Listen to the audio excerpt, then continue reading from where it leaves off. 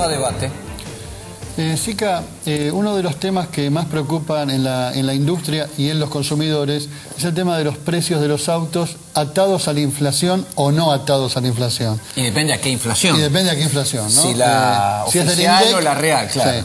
Sí. Algunos datos que tenemos nosotros es que hablábamos antes, que tenían que ver con vender mejor precio en Brasil y no en Argentina.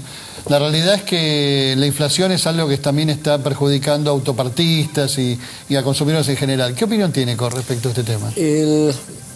Por la configuración del modelo de producción que ha adoptado la Argentina en el sistema automotriz, es incompatible un crecimiento sustentable con una inflación de 2 dígitos. ¿Por qué? Porque Argentina, el 60% de su producción lo exporta, y exportamos a países que tienen en promedio, exportamos en dólares, a países que tienen en promedio una inflación en dólares que va del 2 al 3%.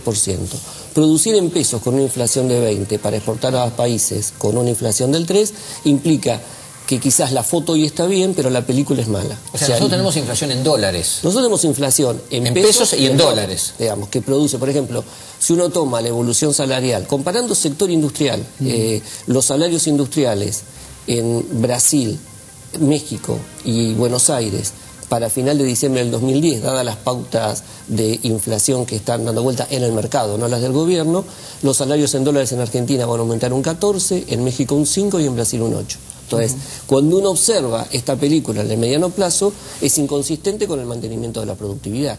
Quizás a las terminales tienen de alguna manera un mayor resguardo, porque cuando uno mira el peso de la mano de obra sobre el costo total del auto debe estar en 4%. Ahora, cuando vamos al sector de autopartistas, donde por lo general el promedio del salario pesa en la estructura de costos entre un 20 a un 25 o 30% en algunos sectores, la pérdida de competitividad es mucho más fuerte. Entonces, se agrava el problema, no tienen escala. Algunos se atrasan tecnológicamente y encima tienen una inflación en pesos de casi 4 veces lo que es la inflación del promedio de países que exportamos. El modelo no es sustentable. Se van a fabricar a Brasil, me parece, ¿no? O importamos de Brasil. Hoy nos pasa que, a pesar de tener una relación con el real muy favorable para lo que es la Argentina, hay piezas de autopartistas que en Brasil, sin flete, están a veces más baratas en Brasil que en Argentina, a pesar de lo que es la apreciación del real. Sica, hablando de los autopartistas, el gobierno hace pocas semanas presentó un plan de incentivos a este sector.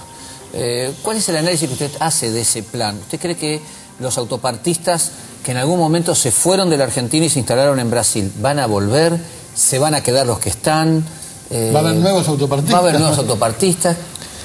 ¿Qué análisis hace usted? El sector autopartista argentino, primero es muy difícil, o nos ha costado en los últimos años volver a atraer autopartistas, en especial extranjeros, europeos, americanos, porque se habían de alguna manera espantado con lo que había sido la crisis del 2001, y era muy difícil volver a seducirlos para que se instalen en Argentina. Es comprensible que se hace en algún caso.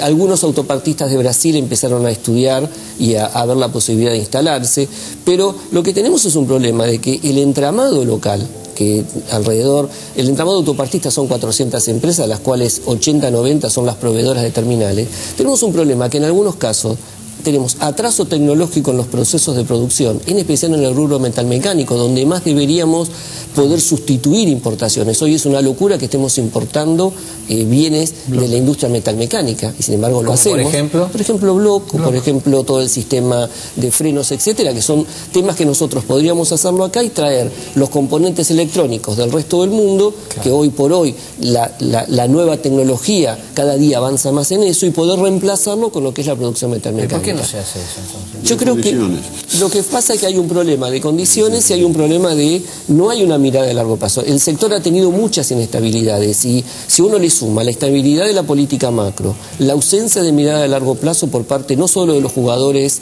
que privilegian el corto, sino de la misma política pública.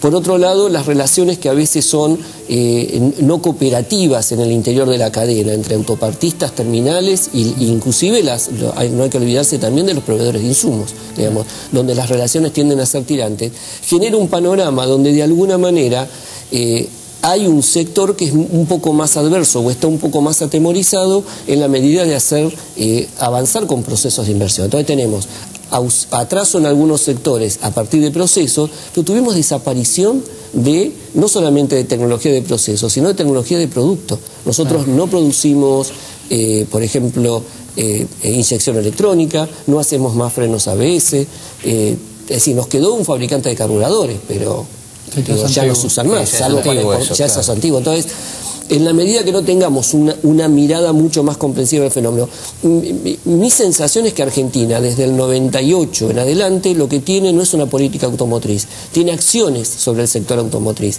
que a veces nos parece que discutir con Brasil el acuerdo es tener una política automotriz. Entonces, tomamos acciones que muchas veces surgen por presión de alguno de los jugadores, a veces surgen porque el gobierno toma alguna medida en forma unilateral, pero no ha habido una articulación de todo este conjunto. Bueno, pero volviendo a la pregunta, perdón, porque no me terminé de contestar. Lo que digo es, el plan que presentó el gobierno para los autopartistas, ¿usted cree que va a ser efectivo o no? A ver, ¿Está bien hecho ese plan o no? Es un plan, no es un plan en sí mismo, sino lo que es la posibilidad de créditos con los cuales, a través del ANSES, que soy la única fuente de financiamiento a mediano plazo con una tasa medianamente razonable en pesos, pero también implica que los autopartistas van a tener que hacer alguna ingeniería financiera, no son créditos, van a tener que ver cómo se dedican a tomar obligaciones negociables, salvan programas de inversión, digamos, es bueno porque es un financiamiento que está disponible. Pero con eso solo no alcanza. Pero con eso solo no alcanza, solo con financiamiento no alcanza, porque lo que hay que trabajar es, por ejemplo,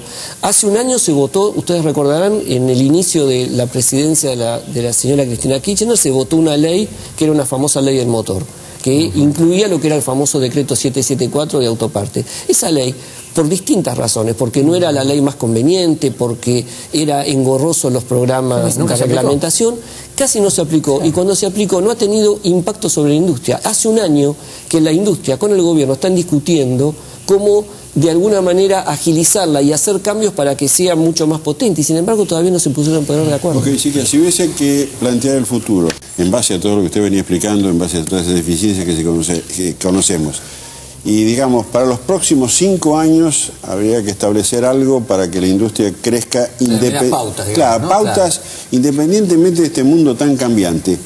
¿Por dónde empezamos? Lo primero que hay que hacer, hay que mirar a dónde va el mundo automotriz a nivel internacional. Y el mundo automotriz, después de lo que fue la crisis del 2009, apuesta fuertemente a la reconversión tecnológica. Vamos a una industria mucho más amigable con el medio ambiente, que va a poner prioridad en todas las medidas de seguridad, tanto activas como pasivas, pero también va a apostar mucho a las nuevas fuentes de generación de combustible. Entonces tenemos que tener en cuenta dónde va el mundo. Y esto es no menor. ¿Por qué? Porque tenemos que mirar qué está haciendo Brasil. Brasil tiene un programa para tener en el 2015 un mercado de 5 millones de autos con una producción que tienda más o menos al mismo valor. Entonces, esto ya es una pauta interesante. Brasil, ¿cómo nos va a beneficiar a nosotros? Totalmente, nos va a dar un piso. Si nosotros mantenemos hoy el share de mercado con Brasil, esto nos está dando un piso de 800.000 autos seguramente. Solo de producción para exportar. Entonces, lo que uno tiene que mirar es, eso segundo, ¿qué hace Brasil? Tercero, tenemos que ver también, Brasil está discutiendo una ley que va a cambiar los incentivos impositivos en Brasil. Hasta ahora Brasil cobraba menos impuesto, lo que acá llamamos el IVA, a los autos de menor cilindrada. Por eso se concentraron los 1.000 centímetros, el famoso auto económico. Pero Brasil ahora está discutiendo, diciendo, no voy a cobrar menos impuesto a aquellos que tengan menor cilindrada, sino a aquellos que emitan menos CO2 y tengan más potencia, con lo cual está dando una señal para las nuevas inversiones. Entonces, tenemos que tener un programa donde miremos a dónde va la industria, a dónde va Brasil y qué queremos hacer. Argentina puede producir 2 millones de autos o tener una industria de 2 millones de autos, pero para eso tenemos que mirar al entramado, fortalecer la cadena primaria, fortalecer todo lo que tiene que ver con la metalmecánica, fundiciones, matricería, e incorporar nuevas tecnologías para poder acompañar este proceso. Y reglas de juego fijas. Totalmente. Creo que hay que de nuevo llamar a todos los actores, sindicatos, autopartistas, terminales, gobierno, para hacer un gran acuerdo y una ley que tenga permanencia en el tiempo, por lo menos por los próximos 10 años. Además, más allá de los gobiernos de turno. Totalmente. Hay que dar señales de estabilidad a mediano plazo, y eso hay que hacerlo con una ley, y que esa ley, digamos, respete y no sea, digamos, tan discrecional los cambios de las reglas de juego. Bueno, nos comió el león, nos terminó el tiempo, vamos al maldito sobre y venimos.